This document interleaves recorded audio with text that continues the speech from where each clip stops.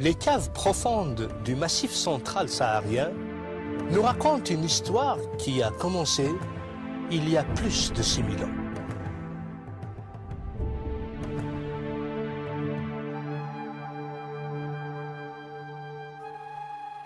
Une histoire de survie, de lutte contre les éléments, une histoire de découverte et de triomphe, de victoire et de déception.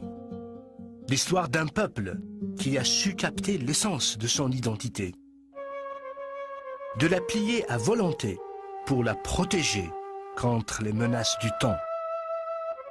Un peuple, des tribus, une famille, les Berbères.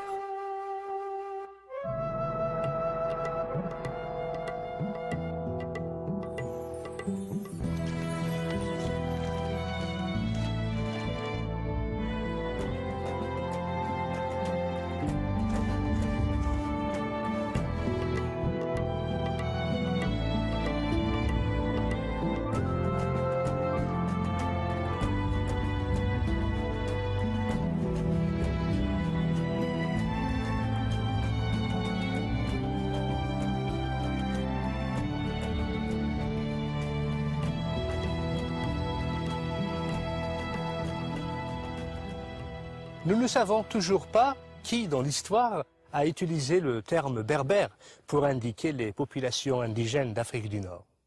Peut-être les Grecs, en les désignant d'étrangers, ou encore les Romains, les appelant barbares.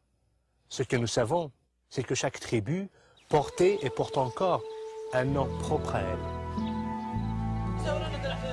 Alors que l'ensemble de ces tribus s'identifie au terme Imaziran, homme libre, un nom qui sauvegardera leur place dans l'histoire de l'humanité.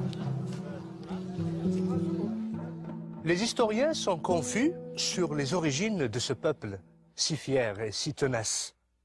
Seraient-ils les autochtones de ce pays, comme semblent l'indiquer les stèles et les fresques murales, ou encore un mélange d'immigrants et d'autochtones? Les chercheurs, les anthropologues, les archéologues en général, qui ont fait des études approfondies sur l'Afrique du Nord, ont trouvé que de tout temps, en remontant à 5000, 8000, 10 000 ans, cette terre était toujours habitée. Et on ne voit pas de peuple ayant émigré d'ailleurs pour s'installer sur cette terre. Donc les Berbères ne viennent de nulle part. Ceci dit, ayant un rivage assez long de 3000 km avec la Méditerranée, donc tout le bassin méditerranéen a conflué vers l'Afrique du Nord, et on a vu aussi bien les Phéniciens comme premiers arrivants en Afrique du Nord, ensuite les Grecs, ensuite les Romains, même les barbares des Vikings étaient venus jusque-là, puisqu'il y a eu les Vandales à un moment donné qui étaient arrivés en Afrique du Nord. Donc l'Afrique du Nord a subi, ou plutôt bénéficié, des brassages humains de toute la Méditerranée. Qu'ils soient autochtones ou pas, une chose est cependant certaine, les Berbères ont occupé l'Afrique du Nord depuis plus de 6000 ans. Sur une terre qu'ils adorent, ils demeureront un peuple fier de sa culture et de son héritage. Un peuple qui, malgré les invasions, à travers les millénaires, a su garder et maintenir sa langue et son identité, l'identité berbère. Ce n'est ni la présence, ni encore l'absence de frontières qui aurait réussi à unifier ou à séparer le peuple berbère, puisque ce peuple, de toute son histoire, n'a jamais connu d'unité politique. Les diverses tribus ne s'alliaient que devant un ennemi commun. L'envahisseur, une fois le danger parti, chaque tribu reprenait sa vie, propre à elle. Que ce soit en Libye, en Tunisie, au Maroc ou en Algérie, Les Berbères qui s'étaient bien établis comme bergers et fermiers retournaient chez eux, dans leurs villages et forteresses qu'ils avaient érigés très loin dans les montagnes, vers les pics les plus inaccessibles. Certains ont trouvé refuge dans les îles Canaries et l'île de Djerba.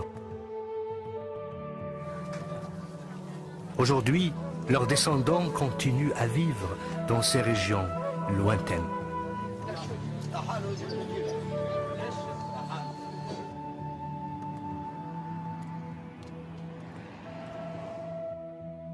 Dans les montagnes de l'Atlas et du Djurdjura, les Kabyles, les Mzab, les Chaouis.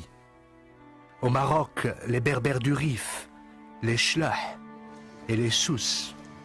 En Égypte, à l'oasis de Siwa, en Tunisie et en Libye. Les Berbères se sont dirigés aussi vers le sud du continent africain. Le Mali, le Niger, la Mauritanie, le Burkina Faso et le Sénégal. Toutes ces régions abritent les Touaregs, les Berbères du Sahara, les hommes bleus du désert. Mais si les Berbères n'ont pas connu d'unité politique, ils ont par contre connu l'unité culturelle, linguistique et artistique. Dans les signes géométriques qui garnissent leurs poteries, leurs tapis, leurs bijoux, signes mystérieux et inconnus qui cachent une histoire commune. L'histoire d'un homme, d'une femme, d'un peuple, l'histoire des Berbères. Notre histoire commence ici, à l'intérieur de l'espace africain, où les Berbères, pendant des millénaires, ont joui des avantages que leur procuraient la mer et les plaines d'un côté, les montagnes et le désert de l'autre. Notre histoire commence en Libye. La Libye a connu pendant des milliers d'années la population berbère la plus importante de toute l'Afrique du Nord. Nous identifions deux grandes familles de tribus libyennes, les Lébous, les Ténéhous, mentionnées dans des inscriptions égyptiennes, datant de plus de 5000 ans. Ces inscriptions faisaient allusion aux migrations des peuples berbères en Égypte. Les tribus des Lébous vont finir par s'installer en Égypte, à l'est du delta. Ils payeront leur tribut aux autorités égyptiennes. Ils vont s'engager aussi dans l'armée. Des siècles plus tard, les Berbères vont finir par s'intégrer militairement, socialement, en Égypte. Ils vont prendre en autorité et en savoir-faire. Ils marqueront définitivement l'histoire de l'Égypte.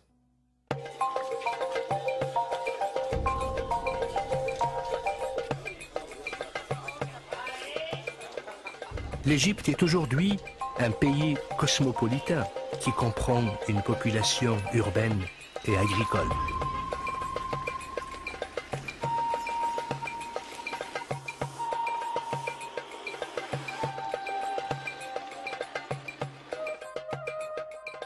Rien ne captive l'imagination comme les splendeurs de la civilisation égyptienne.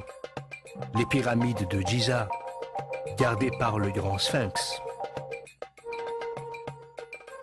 Les temples massifs de Luxor et de Karnak, garnis d'inscriptions diverses, détaillant avec précision les événements marquants de l'histoire de l'Égypte. L'Égypte des pharaons.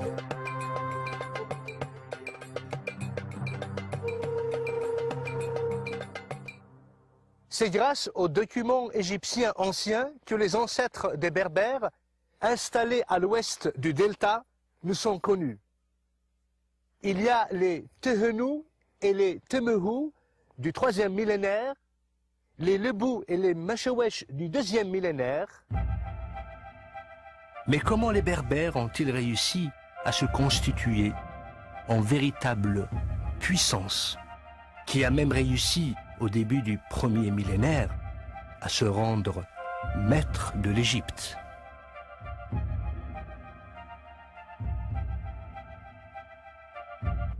À la mort du pharaon Psusen II, l'Égypte était déjà en déclin. La corruption politique avait laissé le pays dans un état de désarroi. C'est durant cette période que Sheshonq Ier est parvenu au trône, mettant fin à la 21e dynastie et marquant le début de la 22e, la dynastie libyenne. Sheshonq n'était pas étranger à la cour royale. Général en chef des armées et conseiller personnel de Pharaon, il avait complètement gagné sa confiance. Il avait même épousé sa fille, Matka. De son beau-père Psusen II, Sheshonq avait hérité d'un royaume déjà affaibli.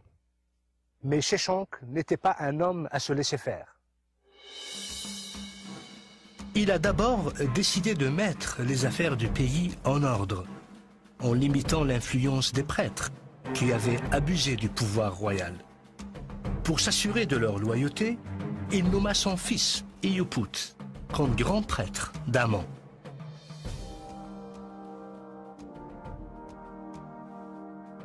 Sheshonq comprenait très bien que le pouvoir du pharaon dépendait du soutien de son peuple et de celui de la noblesse en particulier. C'est ainsi qu'il a permis aux seigneurs de la terre d'épouser les filles de la cour royale, pratique inhabituelle en Égypte. Ensuite, Sheshonq s'attaqua aux problèmes politiques. Il réussit ainsi à mettre fin aux divisions qui rongeaient l'Égypte durant la 21e dynastie. Il réunit une Égypte divisée entre Thèbes au sud et Tani au nord et établit ses fils dans des positions importantes, ce qui lui a permis d'exercer un pouvoir total dans les régions sensibles du pays. Sheshonq réalisait que la foi du peuple dans le royaume ne pouvait être solidifiée qu'en ravivant la puissance et la gloire que l'Égypte avait connues jadis. Il a repris alors une politique d'expansion et mena en Palestine une campagne victorieuse qu'il a commémorée et célébrée en entreprenant un programme de construction ambitieux dans le temple d'Amon-Ré à Karnak. C'est ainsi que Sheshonq a su consolider son autorité à la base, marquant un nouvel âge de prospérité dans un pays qui agonisait. Finalement, Sheshonq a noué des liens commerciaux étroits avec la cité. Finalement, Sheshonq a noué des liens commerciaux étroits avec la cité phénicienne de Byblos, des liens qui s'avéreront être profitables aux deux royaumes.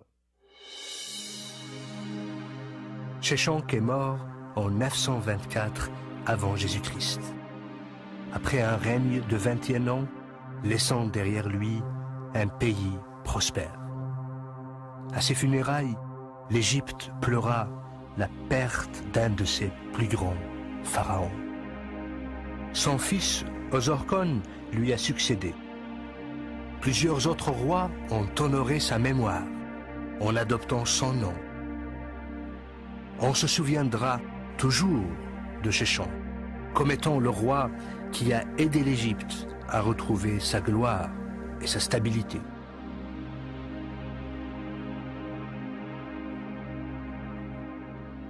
Si Sheshonq est le roi berbère qui a profondément marqué l'histoire de l'Égypte, d'autres rois aussi illustres vont marquer définitivement l'histoire de l'Afrique du Nord. 5 rois berbères vont passer de l'histoire à la légende. Ils se sont attelés à défendre l'identité de leur peuple et la souveraineté de leur territoire face à l'envahisseur romain. Massinissa, Jugurtha, Juba I, Juba II et Ptolémée, roi de Mauritanie, vont profondément marquer l'histoire de la Berbérie. 2 parmi eux se distingueront d'une manière particulière par leurs qualités exceptionnelles, par leur courage et leur probité. L'un d'eux s'est surpassé dans le combat et les conquêtes militaires. L'autre va se distinguer en promouvant la renaissance des arts et des lettres. Le premier est un homme de guerre, le second un homme de paix. Pourtant, ça sera l'œuvre du premier qui aura permis au second de propulser le royaume de Numidie vers l'apogée de sa gloire.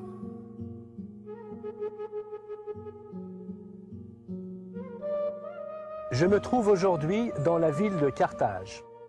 Carthage est une ville qui a joué un rôle primordial dans l'histoire des Berbères. La Carthage d'aujourd'hui est une ville en ruine, des ruines qui datent de l'Empire romain.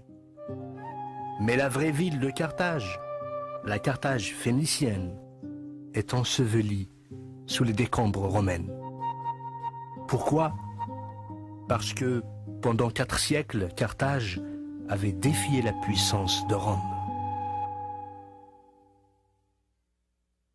Au 8e siècle avant Jésus-Christ, les Berbères et les Carthaginois ont établi des relations amicales. L'Afrique du Nord regroupait 3 royaumes berbères. Les Maures à l'ouest, les Masaciles au centre et les Massiles à l'est. Carthage, quant à elle, est devenue un centre de savoir et de culture. Une ville digne d'éduquer les princes et les rois. Ce n'est donc pas du tout surprenant que le roi berbère Massile Gaïa ait envoyé son fils Massinissa afin qu'il y poursuive ses études. Là-bas, Massinissa recherche une éducation d'aristocrate et par la même occasion tombe amoureux de Sophonisbe, la fille du général Asdrubal, nièce du général carthaginois Hannibal. Ces 2 jeunes gens décident de se marier, union qui ne manquera pas de solidifier les relations entre le royaume massile et Carthage. Malheureusement, un nouveau conflit éclate entre les Romains et les Carthaginois avant que le prince berbère et la princesse carthaginoise puissent célébrer leurs noces. À la demande du grand Hannibal, le roi berbère Gaïa envoie son fils Massinissa à la tête de l'armée massile prêter main forte aux Carthaginois en Espagne. Au combat, Massinissa reçoit une nouvelle tragique. Son père est décédé et son oncle a usurpé le trône. Massinissa ne tarde pas à réagir. Il débarque immédiatement dans le pays des morts, dont le souverain lui fournit une escorte de 4000 cavaliers. Coup de théâtre. L'oncle de Massinissa, à son tour, meurt. Son fils, Lacumaces, lui succède. Trop jeune pour le trône, son tuteur Mazétul va prendre à charge les affaires de l'État. Il va ainsi demander renfort à Syphax, le roi des Masaciles, ennemi juré de Gaïa. À la première bataille contre l'armée de Lacumaces, Massinissa est vainqueur. Il va accorder la grâce à Lacumaces.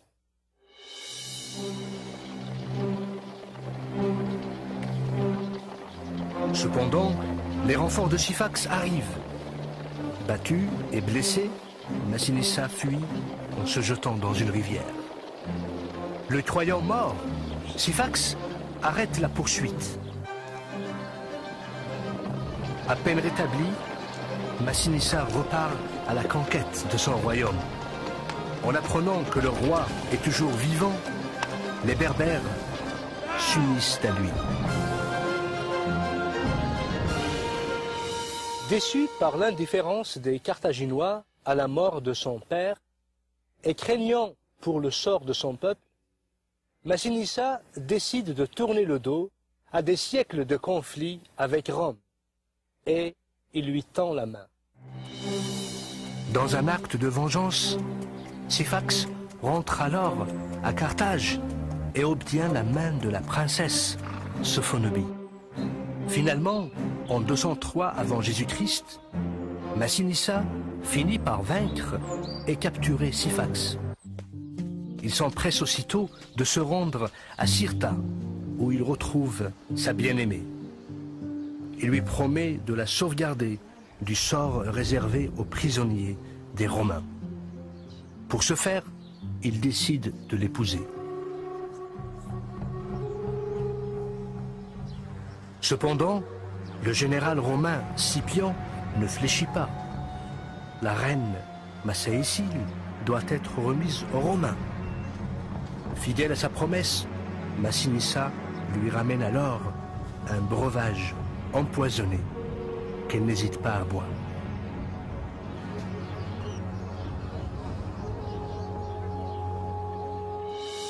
Le jour suivant, devant l'assemblée des troupes, Scipion décerne à Massinissa le titre de roi et lui remet la couronne et le sceptre. Durant les 53 années de son règne, Massinissa va s'occuper à organiser et à enrichir son royaume. À Cirta, la nouvelle capitale du royaume, il va installer une cour royale digne des monarchies hellénistiques. Cirta va devenir un centre prospère du royaume massile. Cependant, Massinissa ne va pas négliger le reste du pays. Il va développer l'agriculture. Avec sa stratégie et son savoir-faire, l'Afrique du Nord va devenir le grenier à blé de Rome. Il bâtira ensuite une puissante flotte marchande et militaire. La flotte marchande garantira une économie stable au pays. Celle militaire garantira la sécurité des frontières. L'œuvre de Massinissa est considérée grandiose. À sa mort, son royaume s'étend de l'Algérie jusqu'en Libye. En guise de reconnaissance, le peuple élèvera en sa mémoire un temple à Douga.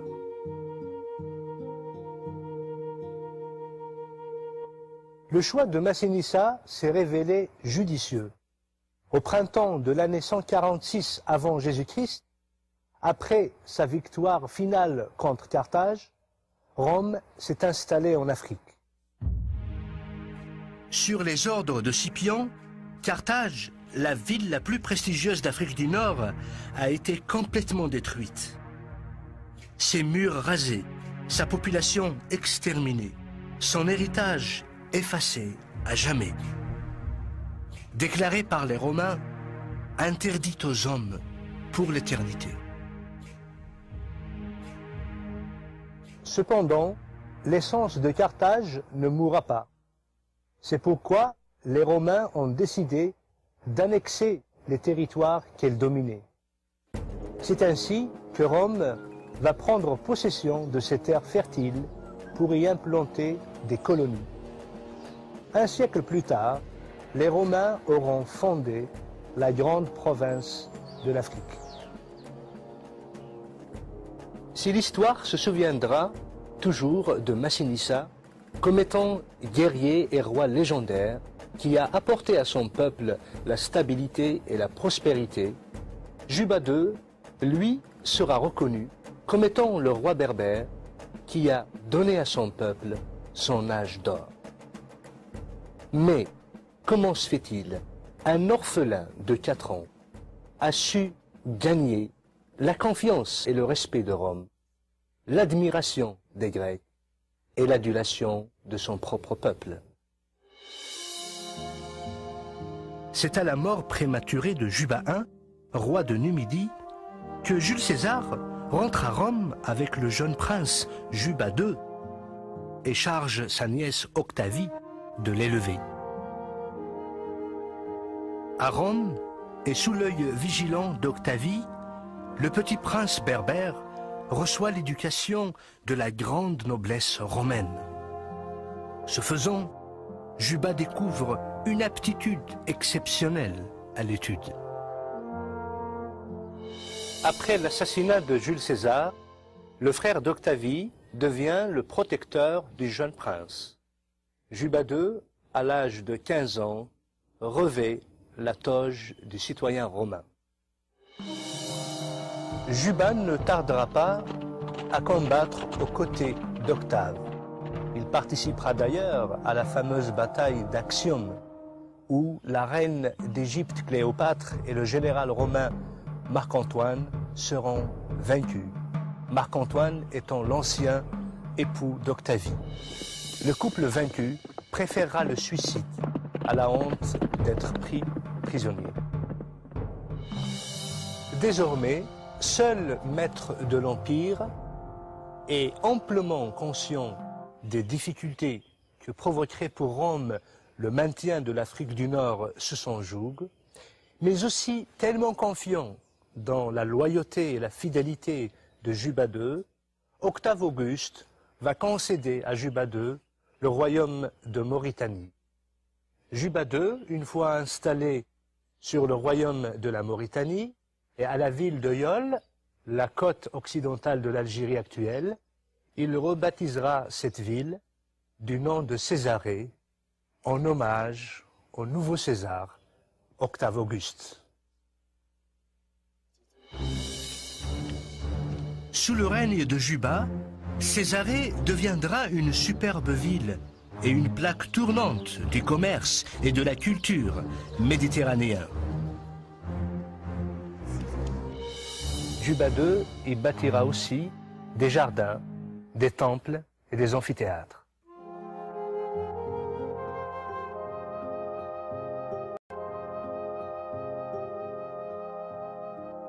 Juba II s'emploiera aussi à enrichir son royaume en encourageant le développement de l'agriculture.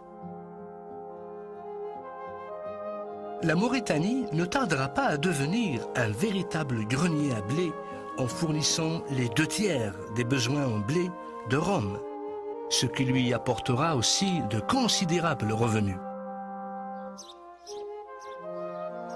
En étudiant avide de savoir, le roi attirera à sa cour de nombreux artistes et intellectuels grecs,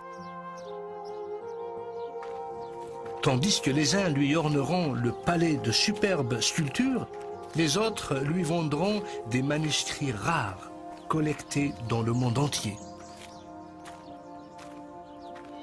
Juba II a écrit beaucoup d'ouvrages consacrés à l'histoire, à l'archéologie, au théâtre et à la peinture.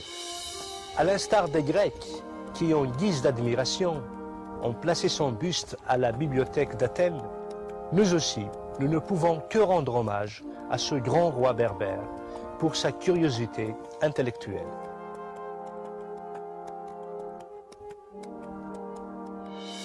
Destin fabuleux et admirable que celui de ce jeune prince berbère, prisonnier des Romains, qui a su plier sa destinée pour devenir l'un des rois les plus brillants de son époque. Juba II a su réunir et diffuser les composantes de la culture méditerranéenne. Il reste pour son peuple un sujet d'admiration et de respect. Juba II est l'exemple idéal de ce que la royauté a de mieux à offrir.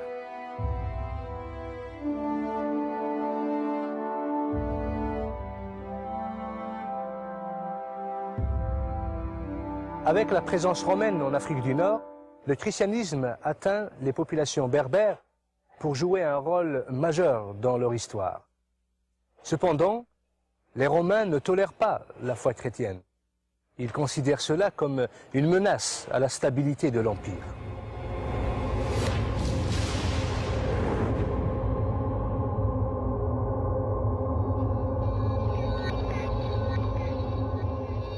La croyance en la foi chrétienne coûtait cher aux Berbères.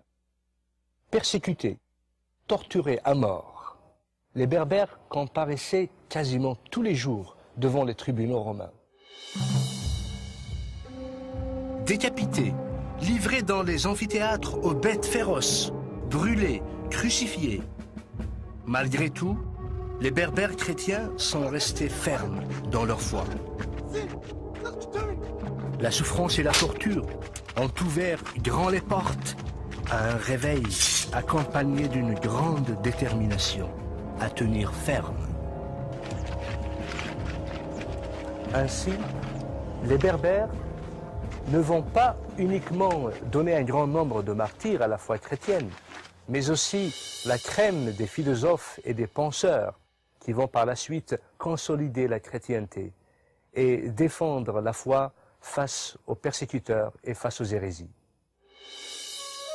Tertullien, Saint Cyprien et Saint Augustin laisseront leur marque sur l'histoire du christianisme. C'est à cette période noire de persécution de l'Église en Afrique du Nord que naquit à Carthage Tertullien. Tertullien, un des pères de l'Église d'Afrique du Nord, était doté d'une formation de jurisconsulte. Il s'intéressera aussi à d'autres disciplines, la poésie, la philosophie, l'histoire. Il va étudier les Grecs et les Latins. Il est d'une érudition remarquable. Il va par la suite défendre l'Église et la foi face aux persécuteurs et face aux hérésies. Tertullien est parmi les hommes prépondérants de l'Église en Afrique du Nord. Il est un témoin fidèle et courageux de la foi chrétienne. Il est l'avocat des martyrs par excellence. Le fait que les martyrs semblaient accepter sans discussion leur condamnation le révoltait. Il rompra avec cette soumission passive et contribuera ultimement à la défaite du paganisme. Tertullien se révoltera d'abord contre un paganisme d'État intolérant qui refusait le droit de citoyenneté aux chrétiens. Ensuite, contre une hiérarchie ecclésiastique qui faisait des concessions et se compromettait avec les puissances du siècle. Tertullien est considéré comme le fondateur de la théologie biblique. Il est parmi les pères de l'Église qui marqueront considérablement l'histoire de la chrétienté. Il est à la fois apologète, enseignant, moraliste et théologien. Tertullien est considéré aussi comme le champion de la défense de la chrétienté. À sa suite viendra Cyprien. Lui, il va s'atteler au sujet de l'unité de l'Église.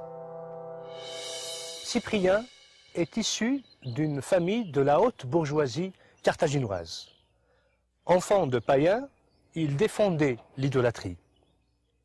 Il jouissait aussi d'une fortune personnelle considérable. Après avoir complété son éducation, il devint un rhéteur et un maître éloquent, incontesté.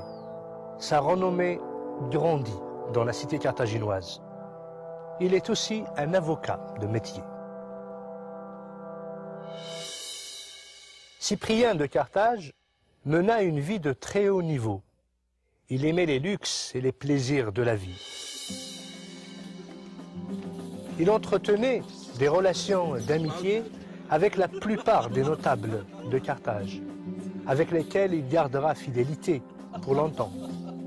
Ce rhéteur remarquable, très riche et mondain dans sa vie, ne finira pas d'étonner la haute société carthaginoise lorsqu'il se convertit au christianisme.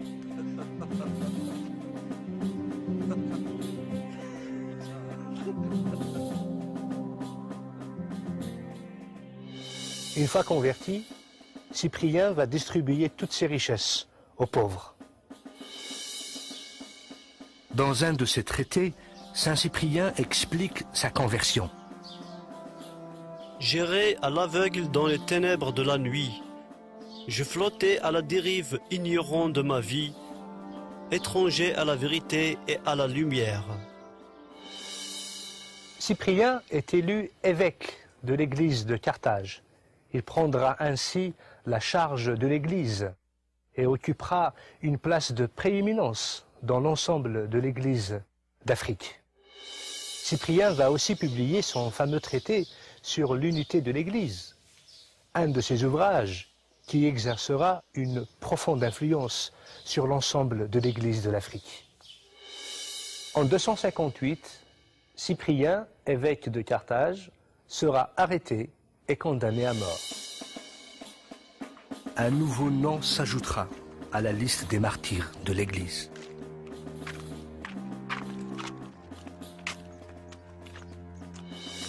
Lorsque Constantin devient empereur de Rome, il manifestera une attitude bienveillante envers l'Église. Ainsi, la religion chrétienne, devenue officiellement une religion de l'Empire, reconnue, la persécution envers les chrétiens va cesser.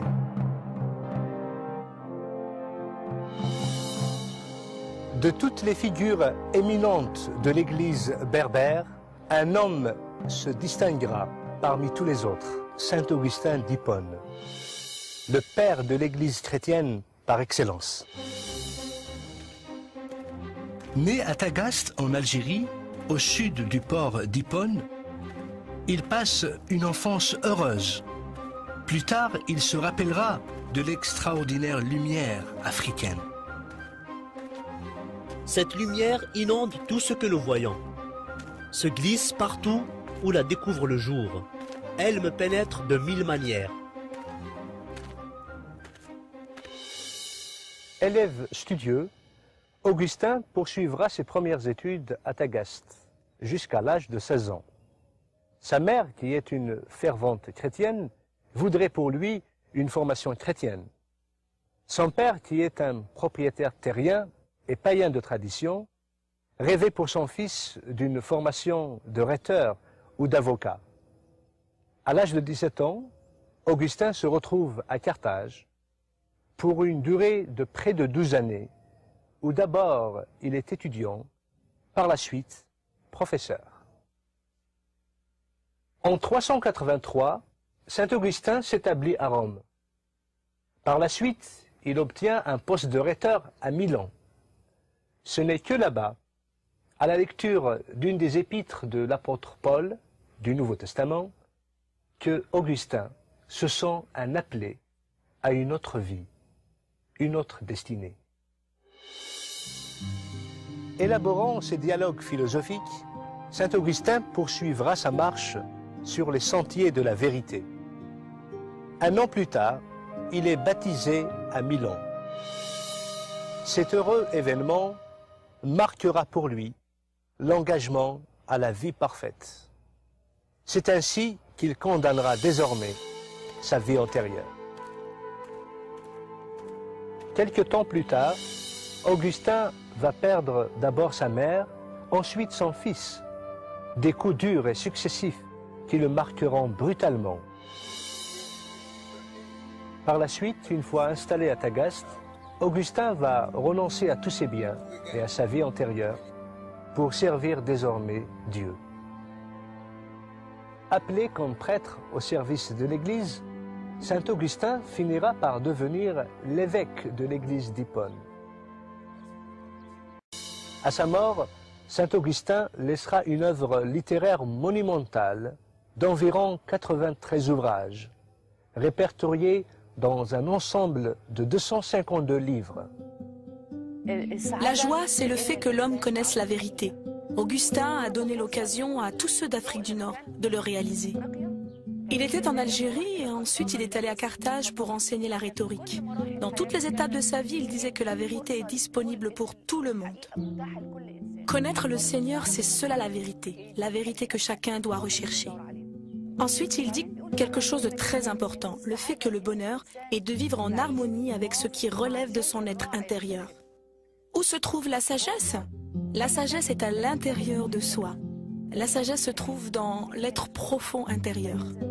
L'homme doit rechercher la vérité à l'intérieur de lui-même et non pas à l'extérieur. Saint Augustin a sans doute été l'un des plus illustres représentants de la chrétienté dans l'Antiquité. C'est lui qui, de toutes les églises du monde antique, a haussé l'église d'Afrique au premier rang, malgré toutes ses misères. On ne connaît guère d'exemple d'un homme aussi prodigieux qui aurait possédé tant de qualités d'esprit et de cœur, une capacité de travail prodigieuse, une telle souveraineté dans le service, dans le ministère. Saint Augustin aura marqué de son empreinte l'histoire de l'Église. Son rôle était de combattre le doute chez les hommes.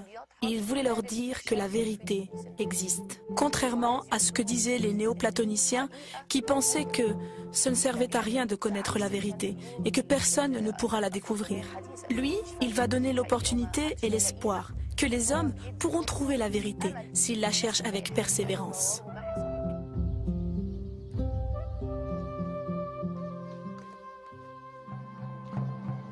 Pendant des millénaires, les Berbères ont joué un rôle critique sur la scène de l'histoire. Ils ont été capables de survivre et même prospérer, aussi bien sur leur propre terre que dans de lointains pays étrangers. Ils ont aussi offert au monde de grands philosophes, de grands penseurs, de grands rois. Cependant, la contribution des Berbères aux pages de l'histoire de l'humanité ne serait complète sans la mention d'une personnalité dont la renommée dépassera le nord du continent africain. De celle qui, jusqu'à nos jours, sera révérée en tant que reine des Berbères. Une femme qui symbolise peut-être au plus fort ce qu'est l'esprit berbère. Aux yeux de son peuple, elle est Dihya. Pour ses ennemis, elle est la Kahina, ou la prêtresse, à craindre et à respecter. Preuve en est. Les envahisseurs arabes qui commençaient à se rapprocher venant de l'Est ont compris que l'Afrique du Nord ne tomberait pas entre leurs mains qu'à la défaite d'un ennemi aussi redoutable.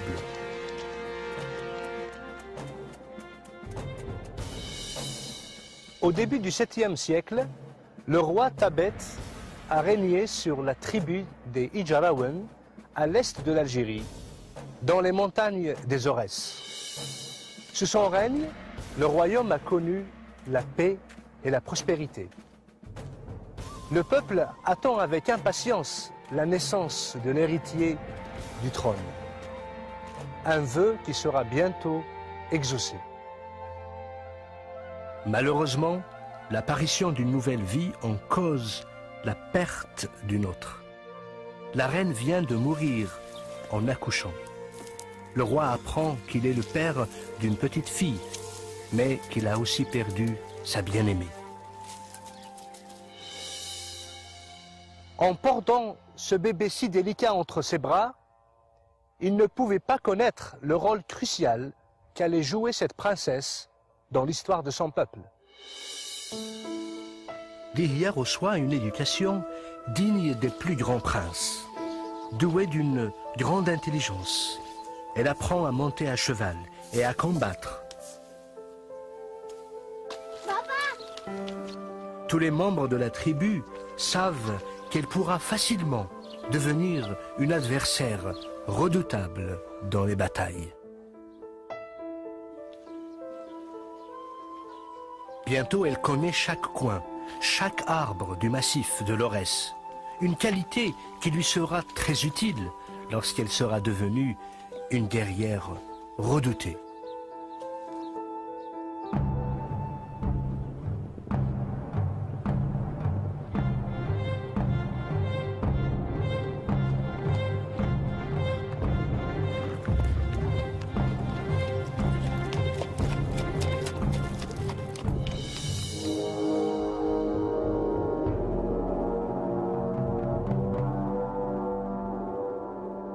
Très loin, à des milliers de kilomètres du pays berbère, en Arabie, des événements dramatiques allaient influencer le cours de l'histoire. Ils influenceront bien sûr le destin de la princesse Dihya.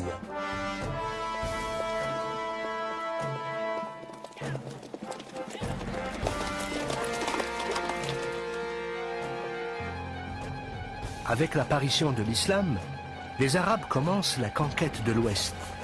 Vers la fin du 7e siècle, les premiers guerriers arabes arrivent en Afrique du Nord.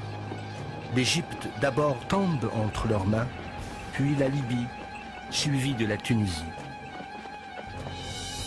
Le calife Muawiyah va alors envoyer son lieutenant, Uqba ibn Nafa, en terre d'Ifriqiya. C'est Uqba ibn Nafa qui va fonder Qayrawan, la première ville musulmane en Afrique du Nord. La ville de Kairouan étant édifiée, elle servira en quelque sorte de tête de pont pour les armées arabes en Afrique du Nord.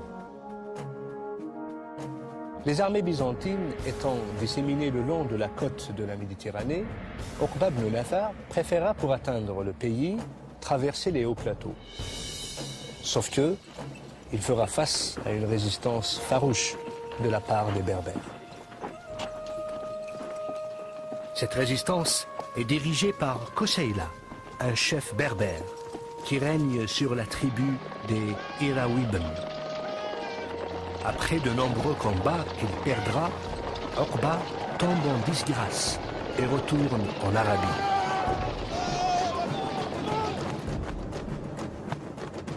Lorsqu'un nouveau calife s'empare du pouvoir, il envoie Uqba de nouveau à la tête d'une puissante armée pour conquérir le continent africain. Cette fois-ci, Uqba est mu par un désir de vengeance personnelle. Il est un homme à ne pas se laisser battre. Sentant la menace s'approcher, Koseila va demander de l'aide aux tribus des Ijarawan. Tabet arrive à la tête de l'armée, accompagné de la princesse Dihya. Le choc a eu lieu à Tehouda et la chute de Kairouan prouvera une victoire glorieuse pour les Berbères.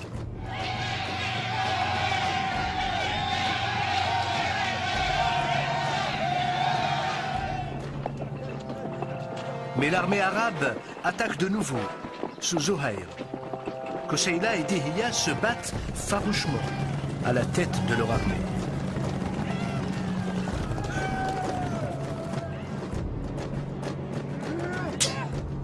Malheureusement, cette bataille coûte cher. Elle y réclamera la vie de Koseila.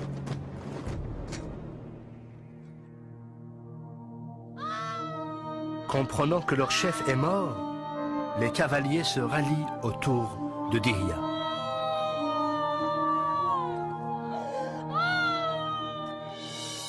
Quelques années plus tard, de nouveaux guerriers arabes vont pénétrer l'Afrique du Nord. Cette nouvelle armée sera conduite par le guerrier Hassan ibn Norman.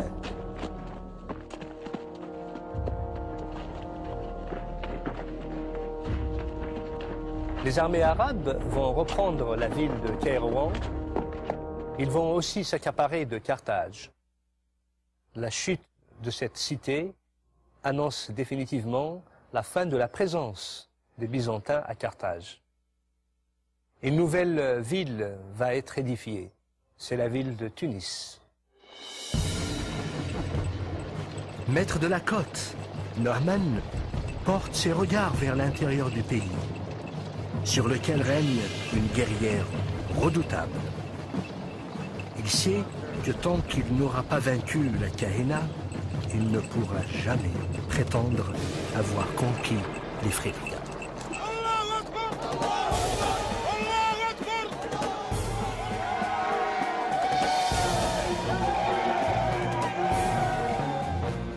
Il se dirige donc avec son armée vers l'Aurès. Mais en chemin, la Kahina le rejoint à la tête d'une grande armée, dans laquelle se distinguent des femmes guerrières, des Amazones berbères. Les deux armées se rencontrent. Les Arabes avaient sous-estimé la force et l'ordre de l'armée de la Kahina. Après une bataille vicieuse, les guerriers arabes sont obligés de se replier. L'armée de la Kahina les poursuit. Dihya s'installe alors dans un amphithéâtre. Elle transforme en forteresse.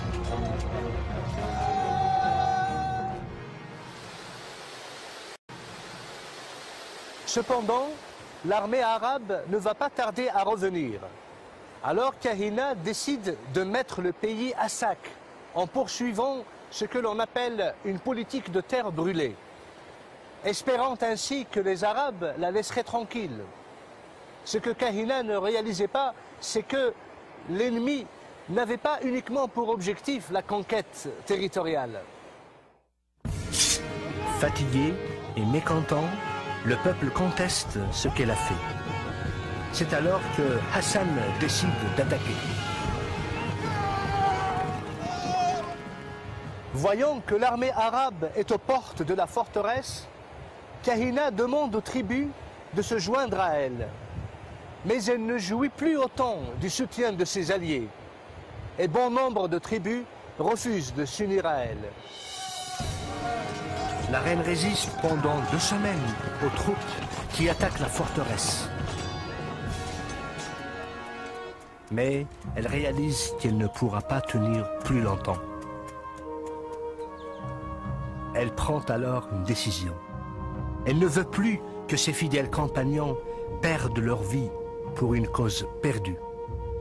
Voyant qu'ils sont à bout, elle leur demande de baisser les armes.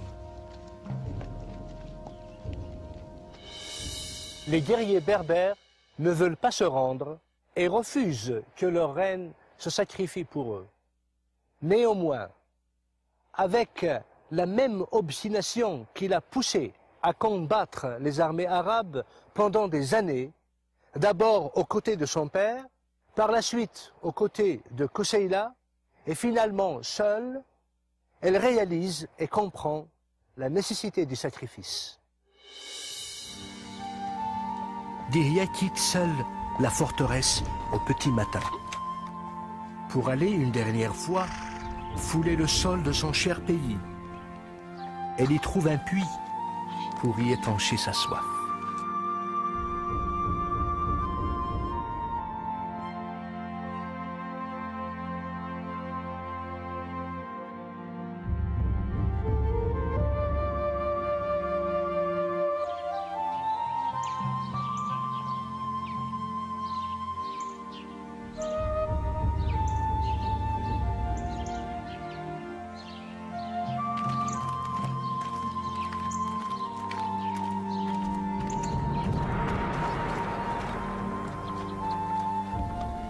C'est là-bas que Hassan la retrouve. La Kahina, reine des Berbères, qu'il avait combattue plus farouchement que n'importe lequel de ses adversaires.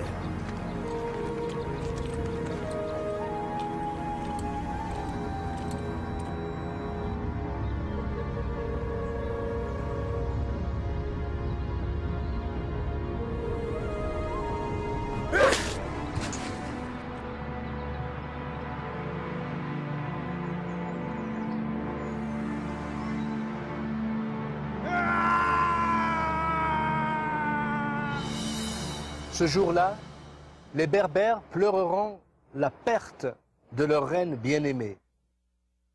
Ils avaient compris qu'avec la mort de Dihya, ils avaient perdu une femme de grande valeur, un vaillant chef, une femme dont le courage n'a d'égal que son cœur. La reine qui aura passé sa vie à lutter pour la liberté de son peuple, qui aura veillé des nuits entières à évaluer la menace qui venait de l'Est, pouvait maintenant se reposer en paix dans le sein de cette terre qu'elle avait tellement chérie, de ce pays qu'elle avait préféré à sa propre vie. Aujourd'hui, plus de 13 siècles après sa mort, Dihya sera toujours cité parmi les plus grands défenseurs de la liberté que les Berbères auront jamais connue.